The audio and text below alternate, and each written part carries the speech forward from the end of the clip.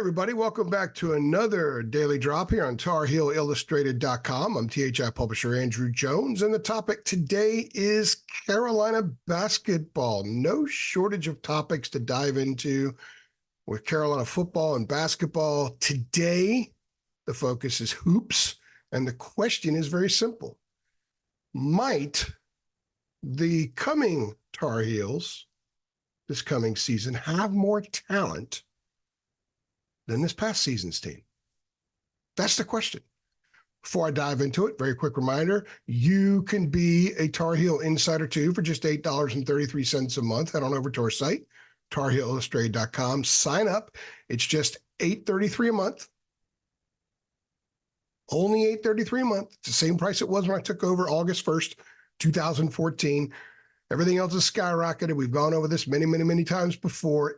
It's less than the price of a drive-through meal, just $8.33 a month. You get a ton of intel, a lot of scoops. We facilitate a lot of information so you don't have to go hunting for it. It's a great one-stop for all things Carolina football, basketball, and recruiting. And even though the message board's been a little chippy the last month or so, some disagreements about the approach and the portal and everything else, it's still a wonderful place, wonderful dialogue, a lot of smart people, and not everybody agrees. And usually the disagreement is healthy discourse and respectful discourse. Not all the time, but sometimes. So head on over there. Just $8.33 a month, guys. You could be a Carolina insider as well. Now, the topic here, as I said, which team is more talented or might be more talented? We kind of have to see it play out to know for sure. But is there a good chance the coming Tar Heels are more talented than this past year's team? Now, from an experience standpoint, hell no. And experience elevates talent, know-how, wisdom, being grizzled, IQ. All those things make you more talented because you do things more efficiently, more economically. And that's a lot of how you would probably describe the way Harrison Ingram and Cormac Ryan, Armando Bacot played. Carolina lost 4 guys, and they're bringing in 5. Well, they lost 5 if you consider James Okonkwo, but he didn't play much, like 40 minutes or whatever it was. So we're going to focus on the 4 they lost and the 5 they're bringing in. We're going to kind of squeeze it out a little bit. Now, if you combine the numbers from what they lost, 39.8 points a game, 22.9 rebounds a game, and this is Pat last year, and for their career, 14,905 minutes. Cormac Ryan, Harrison Ingram, Armando Bacot, and Paxson Wojcik. Now, a lot of those minutes were elsewhere. Wojcik got a lot of minutes at Brown, but they're still college minutes, still experienced. So that's a lot. 14,905. Now they brought in 2 college players to replace those 4. We'll get to the freshmen in just a second. They brought in Cade Tyson and Van Allen Lubin. They combined 28.5 points, 12.2 rebounds, and their career total combined minutes, 3,074. So as far as experience goes, it's not even close. Lubin, they're both 2-year college players. Tyson was a starter and played a ton of minutes at Belmont in the Missouri Valley, which is a good league. Lubin played at Notre Dame a year, left after Mike Bray was gone, played at Vanderbilt for a year, was much better and more productive there. Jerry Stackhouse gets fired. He goes into the portal. That's it for them. The other group was more proven. They were deeper in experience, all that stuff. I've already made that very clear. But Tyson is a really nice player. Lubin's a really nice player. And then you add what possibly Ian Jackson could be, the number 6 overall prospect in the class of 2024, an electrifying player. You add what Drake Powell can be, the number 14 player in the class of 2024, a jack of all trades, a guy that somebody once described to me as Leaky Black with a lot more in every area.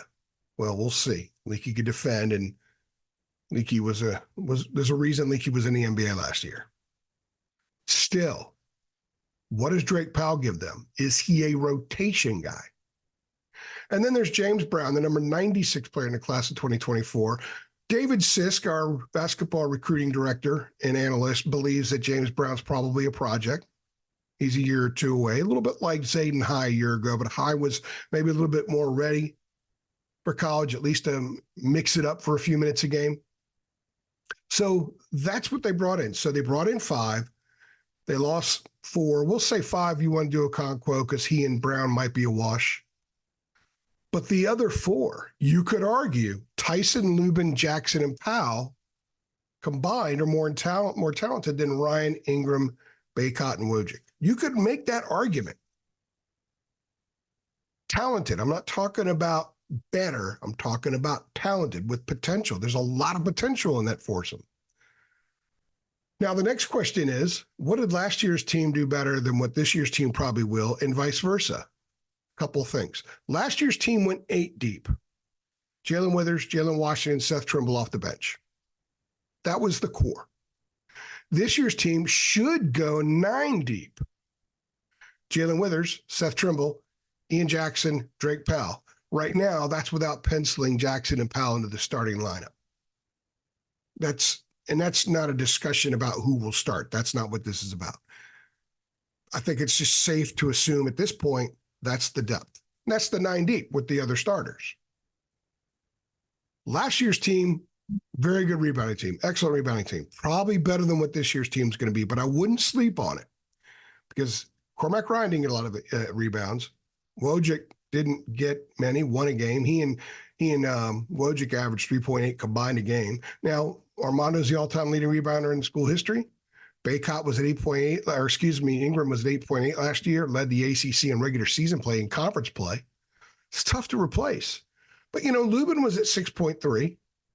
Tyson from the 3 spot, if let's say he starts at the 3, he's at 5.9. That's 3.1 more than Ryan from the 3.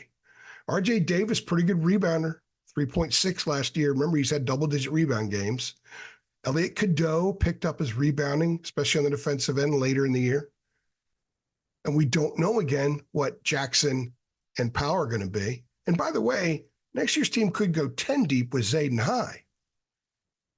And having a guy like Zayden High as your 10th guy, again, like he was this past year, is pretty good because he did some nice things. You got to figure he's going to be better. If he's 15% better, he's a guy that they could throw in there in certain situations and trust him. Far more than they could a year ago. So you got to figure sophomore Zayden High as a 10th man is better than freshman Zayden High as a 10th man. This year's team should be a better three-point shooting team. I did a drop the other day where I did the numbers. If you take a look at last year alone, the current 8-man roster, scholarship guys, shot 3.1% higher, I think it was, from three-point range than last year's team did. If you remove RJ Davis from the equation on both groups, it's 4% higher. And that's with Jalen Withers going 4 for 20, and he shot 41% 2 years ago at Louisville. It's going to be a better three-point shooting team. Last year's club, probably, I think it's safe to say right now, we could project nastier edge. Cormac, kicking over water coolers in practice. Harrison, they're in the back alley, heat and embrace. Where do they get that from this year? Okay, Tyson's feisty. Is Lubin that guy? Does more of that come out in Withers? I think Withers has an element of that. I think Trimble has an element of that, but they're bench guys. Well, they're not bench guys, but they're probably going to be reserves.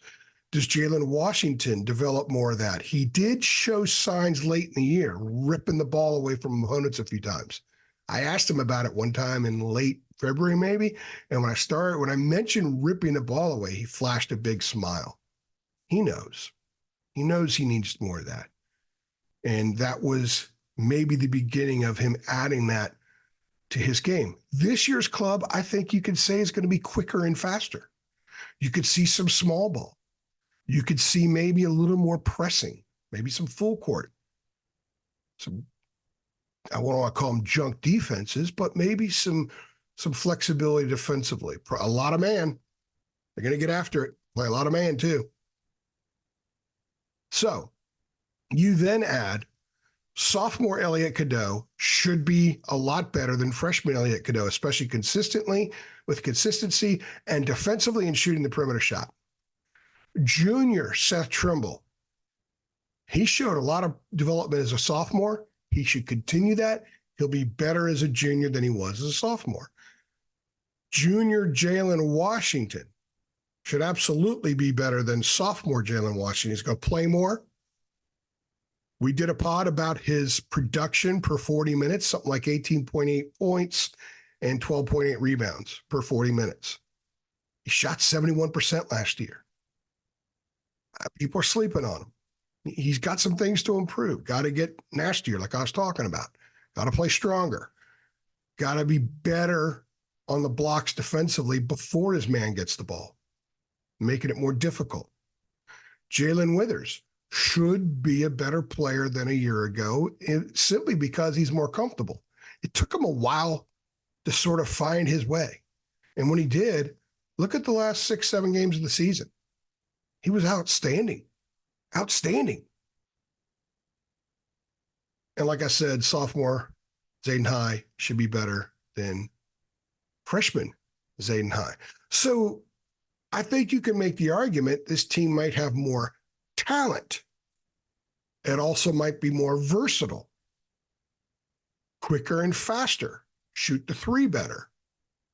But there are two huge ingredients that must find a way to acquire more than what we see on paper now. And that's rebounding and the nasty edge. Rebounding and nasty edge can get you to the nets. Snip, snip, snip. There's a lot of interesting things about this team. And there's some question marks. So the question is, and I ask you, this is open-ended. I'm not sure. I think you can make the argument it's more talented.